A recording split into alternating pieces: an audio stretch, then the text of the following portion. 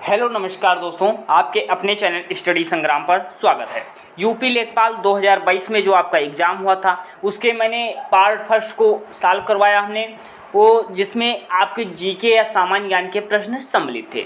लेकिन इसमें क्या उनसे प्रश्न होंगे, इसमें हिंदी के प्रश्न होंगे और पूरे 25 प्रश्न होंगे। जो आपकी 4 सेक्शन में डिवाइड था वह 25 प्रश्न आपके हिंदी के हम सॉल्व करेंगे। और आप देखिए आप इसमें कितने सही कर सकते थे, या आप इस एग्ज़ाम को देकर आए हैं तो आप मैच कर सकते हैं। अगर नहीं देकर के आए, अगर आप भविष्य में प्रिपरेशन करना चाहते हैं तब भी आप देख सकते हैं, या किसी भी एग्ज़ाम में हिंदी आ रही है तो वहाँ के लिए भी आप प्रिपेयर कर सकते हैं। तो पहला ही प्रश्न आपकी स्क्रीन पर है, पहले आप उत्तर दीजिएगा फिर हम आंसर देंगे। खग जाने खग की भाषा का अर्थ क्या होगा। जो लेखपाल के एग्जाम में आपका डायरेक्ट क्वेश्चन आया था उसकी से हमने ऑफिशियल आंसर किए आने के बाद आपको हम पेपर सॉल्व करवा रहे हैं, एक भी प्रश्न आपका गलत नहीं होगा।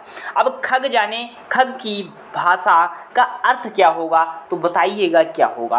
तो समान प्रवृत्ति वाले एक दूसरे को सराहते हैं, अर्थात क्या होगा, समान प्रवृत्ति वाले एक दूसरे को ही सराहते हैं। खग जाने खग की भाषा का अर्थ हो जाएगा। नेक्स्ट क्वेश्चन, हम ऑप्शन नहीं पढ़ेंगे, ऑप्शन पढ़ने में समय लग सकता है। हरि मोहन को रुपए देता है, अर्थात मोहन को रुपए देता है तो कौन सा होगा। कारक पूछा गया कि कौन सा कारक होगा, आपने पढ़ा होगा। कर्ता ने कर्म को अपादान से अलग होने का भाव हो रहा हो, संप्रदान को के लिए होता है तो सर क्या है, हरि मोहन को रुपए देता है तो मोहन को देता है अर्थात संप्रदान को के लिए, तो संप्रदान कारक हो जाएगा। कौन सा कारक होगा, संप्रदान कारक होगा। अगर अलग होने का भाव होता तो अपादान हो जाता। नेक्स्ट क्वेश्चन, अरुण शब्द का अनेकार्थी शब्द बताइएगा। अरुण शब्द का अनेकार्थी शब्द आपको बताना है कौन सा हो जाएगा इसमें, कि अरुण का अर्थ क्या होगा तो बताइएगा। तो इसमें अगर आपने दिया ऑप्शन नंबर बी प्रातःकालीन सूर्य और सिंदूर तो आपका सही हो जाएगा। अरुण का अर्थ कौन होगा, प्रातःकालीन, और सूर्य आपका बिल्कुल करेक्ट आंसर हो जाएगा। नेक्स्ट क्वेश्चन आपकी स्क्रीन पर है, आज की सभा में अनेकों लोग उपस्थित थे। इसमें हम इसलिए सॉल्यूशन ज़्यादा नहीं करा रहे हैं क्योंकि कुछ लोग मैच ही करते हैं, तो मैच करने वालों के लिए आसान हो जाएगा। और ये पूरा आप सेशन देखिएगा, आपके पूरे 25 क्वेश्चन आप समझ जाएंगे कैसे एग्जाम में क्वेश्चन आते हैं। आज की सभा में अनेकों लोग उपस्थित वाक्य किस वाक्य में अशुद्धि है। अब आज की सभा में अनेकों लोग उपस्थित हैं थे तो यहाँ पे अशुद्धि कौन सी है। सर आज की सही है, सभा में उपस्थित है थे सही है, लेकिन अनेकों नहीं होगा, क्या होगा, आज की सभा में अनेक लोग थे, कितने लोग थे, लेकिन अनेकों नहीं लिखा जाएगा, कितना होगा, अनेकों आपका गलत हो जाएगा, अनेकों लोग नहीं होगा। ठीक है, समझ में आ जाना चाहिए। ऑप्शन नंबर सी आपका गलत हो जाएगा। नेक्स्ट क्वेश्चन, तत्सम शब्द बताइएगा। तत्सम शब्द कौन सा है। तत्सम शब्द होता है कौन सा है सर, संस्कृत का शब्द होता है। कौन सा शब्द होता है, संस्कृत का शब्द होता है। अब संस्कृत का शब्द इसमें आपको देखना है कौन हो जाएगा, और कठिन शब्द कौन सा होगा। तो आपने सुन रखा होगा शरत अक्षर छा जो होता है या संयुक्त व्यंजन होता है, जब ये छा होता है तो छा को आप क्या कहते हैं, या कठिन, मतलब ये छा को ही तत्सम माना जाता है, तो अक्षर क्या होगा आपका तत्सम शब्द हो जाएगा। नेक्स्ट क्वेश्चन आपकी स्क्रीन पर है, निम्नलिखित में से कौन सा वाक्य अशुद्ध है। अशुद्ध वाक्य बताना है, कौन सा वाक्य अशुद्ध है। उसे मृत्युदंड की सजा हुई, भाई मृत्युदंड भी हुआ और सजा भी हुई, ये भी देखिएगा, ये दोनों कुछ अलग लग रहा है। विंध्याचल पर्वत पर घने जंगल है, भाई विंध्याचल पर्वत है उस पर क्या घने जंगल है, इसका मतलब भी ये भी कुछ समझ में नहीं आया। यहाँ शुद्ध भैंस का दूध मिलता है, शुद्ध भैंस नहीं होता है, यह भी गलत है। विंध्याचल पर्वत पर घने जंगल, ये भी गलत है। मेरे को उससे बात करना है, भाई मेरे को क्या होता है, उससे बात करना है, मतलब गलत क्या है, सभी गलत हैं, मतलब चारों गलत हैं। ये आयोग ने भी इसका आंसर दिया है कि चारों आपके गलत हो जाएंगे। नेक्स्ट क्वेश्चन आप बताइएगा, अनुच्छेद को पढ़कर 7 से 11 तक आपको आंसर देने। हमने पूरे अनुच्छेद को सजा दिया है एक ही में। अब इस अनुच्छेद को आप भले पढ़ कर दीजिए या कैसे करना है आप, या क्वेश्चन पढ़ के दीजिए। अब इसे हम पढ़ लेते हैं कि मनुष्य को निष्काम भाव से सफलता असफलता की चिंता किए बिना अपने कर्तव्य का पालन करते रहना चाहिए, अर्थात निष्काम भाव से कर्तव्य का पालन करते रहना चाहिए। आशा या निराशा के चक्र में फंसे बिना निरंतर कार्यरत रहना है। किसी भी कर्तव्य की सफलता अथवा असफलता प्राप्त होती है, असफल व्यक्ति निराश हो जाता है। जैसे मान लीजिए आप कोई प्रिपरेशन कर रहे हैं, असफल हो गए तो आप निराश हो जाते हैं। वही चीज़ तो यह गद्यांश भी आपका कह रहा है या अनुच्छेद भी कह रहा है। किंतु मनुष्यों ने क्या कहा है? असफलता ही सफलता की कुंजी कहा है। जो आपकी असफलताएं मिल रही हैं या एक सफलता का अंग होती हैं, तो असफलता को सफलता की कुंजी कहा है। असफल व्यक्ति अनुभव की संपत्ति को अर्जित करता है और भावी जीवन का निर्माण करता है। असफल व्यक्ति ये ना सोचे कि वह असफल हो गया, भाई अब कुछ नहीं कर सकता। भाई अनुभव की वह बड़ी संपत्ति अर्जित करता है जिससे वह जीवन का निर्माण कर सकता है। जीवन में अनेक बार ऐसा होता है जिस उद्देश्य की प्राप्ति के लिए हम परिश्रम करते हैं वह पूरा नहीं होता। मान लीजिए आप प्रिपरेशन किसी एग्जाम की कर रहे थे, सफल नहीं होते, वही चीज ये कह रहा है। यहां से अभी आपसे प्रश्न पूछा गया है लेखपाल के एग्जाम में। ऐसे अवसर पर सारा परिश्रम व्यर्थ हो गया होना सा लगता है, हम निराश होकर चुपचाप बैठ जाते हैं, उद्देश्य की पूर्ति से दोबारा प्रयत्न नहीं करते। ऐसे व्यक्ति का जीवन धीरे धीरे बोझ बन जाता है। मतलब असफल होने के बाद जो अपने उद्देश्य को दोबारा पूरा करने में प्रयत्न नहीं करते, ऐसे व्यक्तियों का क्या है? जीवन बोझ हो जाता है। निराशा का अंधकार न केवल उसकी कर्म शक्ति वरन उसके समस्त जीवन को ढक लेता है। ये काफ़ी मोटिवेशनल भी है और इसे पढ़कर आप इस प्रश्नों को उत्तर भी देंगे। निराशा की गहनता के कारण लोग कभी कभी आत्महत्या कर लेते हैं, आत्महत्या तक बैठ जाते हैं। मनुष्य का जीवन धारण करके कर्म पथ से कभी विचलित नहीं होना चाहिए। विघ्न बाधाओं की सफलता असफलता की हानि लाभ चिंता किए बिना कर्तव्य के मार्ग पर चलते रहना, जो आनंद और उत्साह है उसमें जीवन की सार्थकता और जीवन सफल है। अब ये अनुच्छेद था, पूरा हमने पढ़ा, आप इसे कट भी कर सकते हैं, आप अपने हिसाब से पढ़ सकते हैं। अब यहाँ पे असफल व्यक्ति क्या अर्जित करता है बताइएगा। असफल व्यक्ति क्या अर्जित करता है? अभी हमने क्या बताया था, यहाँ पे हमने पढ़ा था कि असफल व्यक्ति क्या अर्जित करता है। अभी हमने पढ़ा कि सफलता किंतु कर्तव्य पूर्णतः सफलता असफलता प्राप्त होती है। असफल व्यक्ति निराश हो जाता है, लेकिन क्या कहा है? असफल व्यक्ति अनुभव की संपत्ति अर्जित करता है। देख लीजिएगा, असफल व्यक्ति क्या है? अनुभव की संपत्ति को अर्जित करता है। तो क्या ये ऑप्शन है? असफल व्यक्ति क्या अर्जित करता है सर? तो असफल व्यक्ति अनुभव की संपत्ति को अर्जित करता है। बिल्कुल ऑप्शन नंबर बी आपका बिल्कुल करेक्ट हो जाएगा। मनुष्य को किस प्रकार कर्तव्य पालन करना चाहिए सर? इसमें क्या होगा? निष्काम भाव से, सफलता असफलता की चिंता किए बिना या आशा निराशा के चक्र में। सर निष्काम भाव से हमने देखा, अभी हमने पढ़ा था सबसे ऊपर, और ये अनुच्छेद भी कहता है सर हमें क्या है? निष्काम भाव से सफलता असफलता, निष्काम भाव से सफलता असफलता की चिंता किए हुए बिना अपने कर्तव्य का पालन करना चाहिए। आशा या निराशा चक्र में फंसे बिना निरंतर कर्तव्यरत रहना चाहिए। तीनों ऑप्शन मिल गए आपको, कैसे देखिएगा? तीनों मिले हैं, आप फिर से देख लीजिएगा।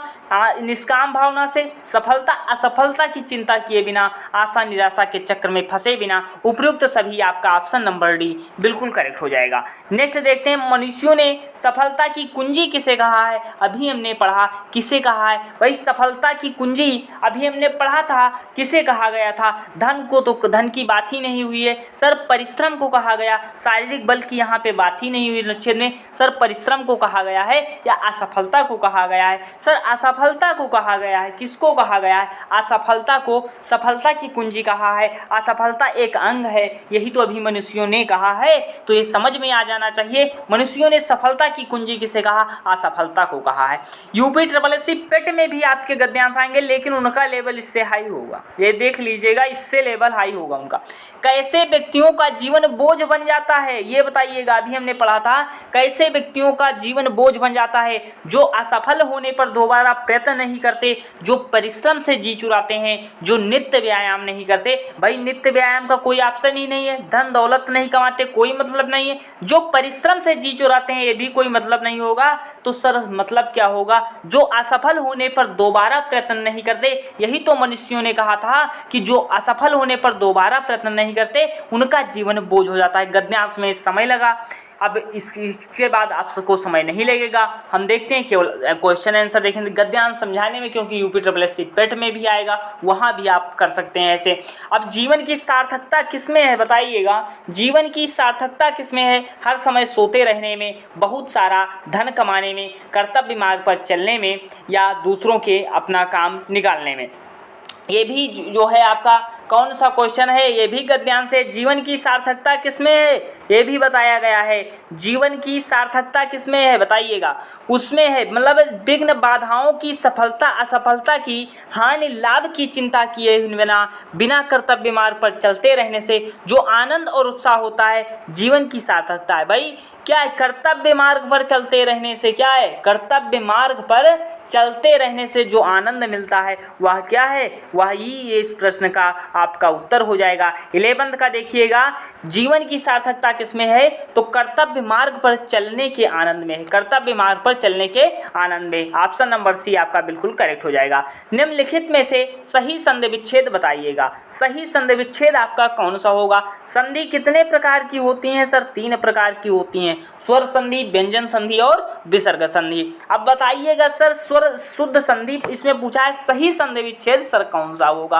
पत्रधन आलय होता है तब जाके पत्रालय होता है, तो ये भी गलत हो जाएगा। सर मरणाधन आसन्न होता, मरणधन आसन्न होता तब मरणासन होता, ये भी गलत हो जाएगा। वीरधन आंगना होगा, वीरांगना होगा, वीरधन अंगना वीरांगना होगा, यथाधन आर्थ होगा, यथार्थ होगा। बताइएगा आखिर सही क्या होगा, यथार्थ आपका होगा नहीं, वीरधन अंगना वीरांगना हो जाएगा। ऑप्शन नंबर सी बिल्कुल करेक्ट हो जाएगा। कब्र में पैर लटकाना मुहावरे का अर्थ क्या होगा, इसे आपको बताना होगा। कब्र में पैर लटकाना मुहावरे का अर्थ क्या होगा। मृत्यु के समीप होना, या मृत्यु से कोसों दूर होना, या कब्र के पास बैठना, या इनमें से कोई नहीं। इसमें कौन सा आंसर होगा बता दीजिएगा, बिल्कुल सही आंसर दीजिएगा। तो मृत्यु के समीप होना अर्थात कब्र में पैर लटकाने का मुहावरे का अर्थ हो जाएगा।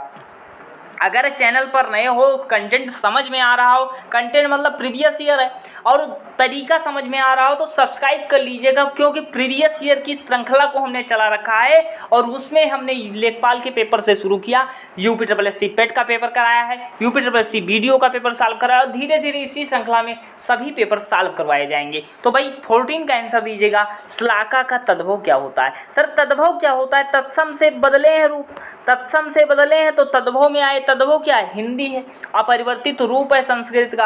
अब पूछा क्या गया, श्लाका, श्लाका का सर तद्भव क्या होगा।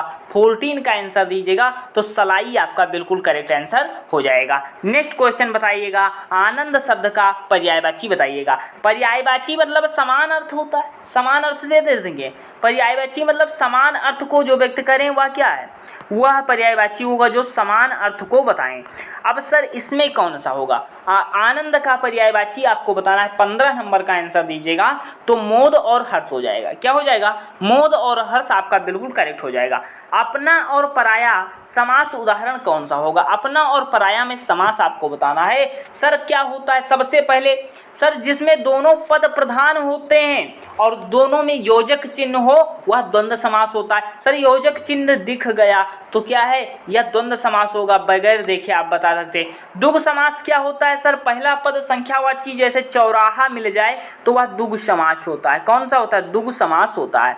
बहुब्री समास तीसरा अर्थ देता है। ये सारी चीजें हम पढ़ाएंगे, बल्कि ये सारी चीजें आप शेयर कीजिए वीडियो को ज़्यादा से ज़्यादा, कि भाई पता लगे कि हाँ किसी ने बढ़िया से करवाया है। ऑफिशियल आंसर के आने के बाद एक भी प्रश्न आप इसमें गलत नहीं पाएंगे, बिल्कुल क्लियर सटीक कराया जा रहा है। कौन सा शब्द स्त्रीलिंग शब्द नहीं है बताइएगा, स्त्रीलिंग कौन सा नहीं है, तो इसमें संबल आपका क्या है, स्त्रीलिंग नहीं होगा। जिसमें अप्रत्यय होता है, अप्रत्यय होता हुआ क्या है, पुल्लिंग होते हैं। क्या पुल्लिंग होते हैं या स्त्रीलिंग होते हैं बताइएगा।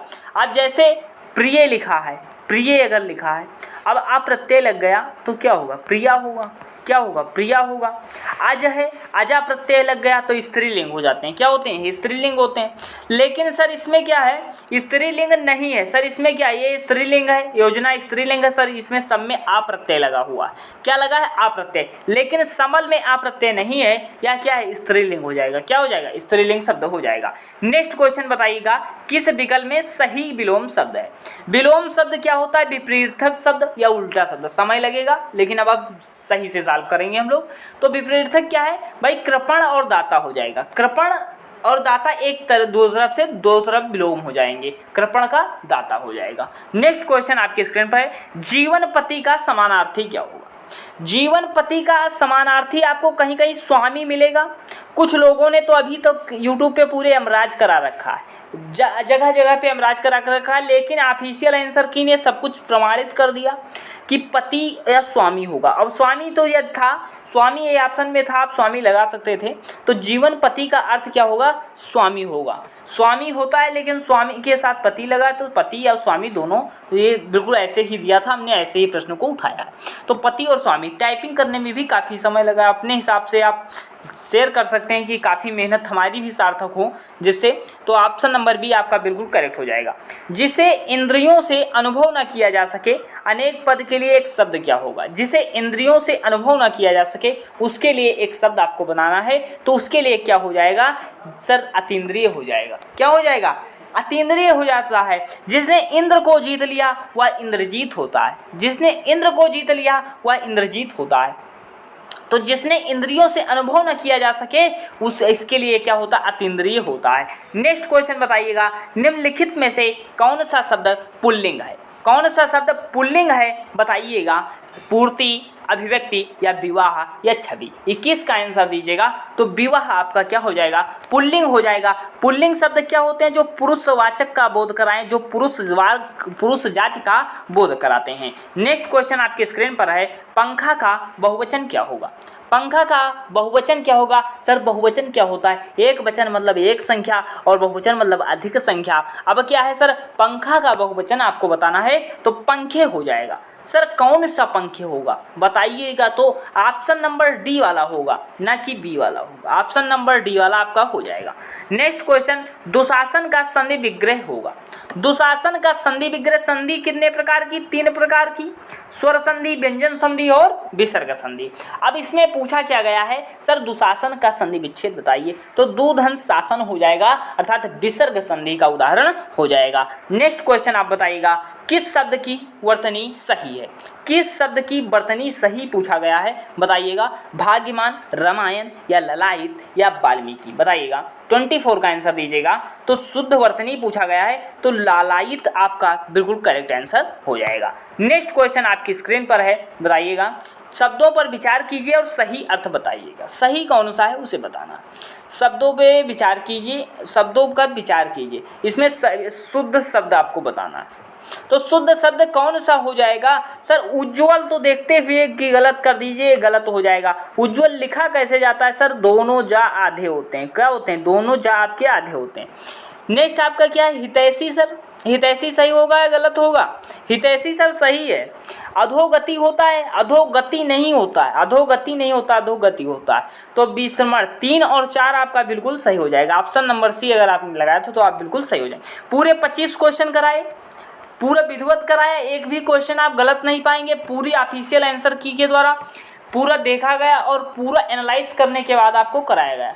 अगर अच्छा लगे तो आप अपने दोस्तों के मित्रों के साथ शेयर कर सकते हैं। और ये पूरा लेखपाल का पेपर है, आप यूपी SSC पेट और अन्य एग्जामों में भी सहायक आपके हो सकता है, जिन एग्जाम में हिंदी आ रही। तो अगर चैनल पर नए हैं तो सब्सक्राइब कर लीजिएगा। और सामान्य ज्ञान का भी पेपर हमने करा रखा है, हमारे यहाँ प्लेलिस्ट चेक कीजिएगा, जिसमें आपको मिल जाएगा सामान्य ज्ञान का लेखपाल का पेपर। उसे भी आप देख सकते हैं और अपनी तैयारी को मजबूत कर सकते हैं। तो सब्सक्राइब कर लीजिएगा अगर नए हैं, ताकि हम कोई वीडियो या प्रीवियस ईयर अपलोड करें तो आपको सबसे पहले नोटिफिकेशन मिल जाए, जिससे आपको तैयारी में सटीक रणनीति मिल सके। तो मिलते हैं नेक्स्ट वीडियो में।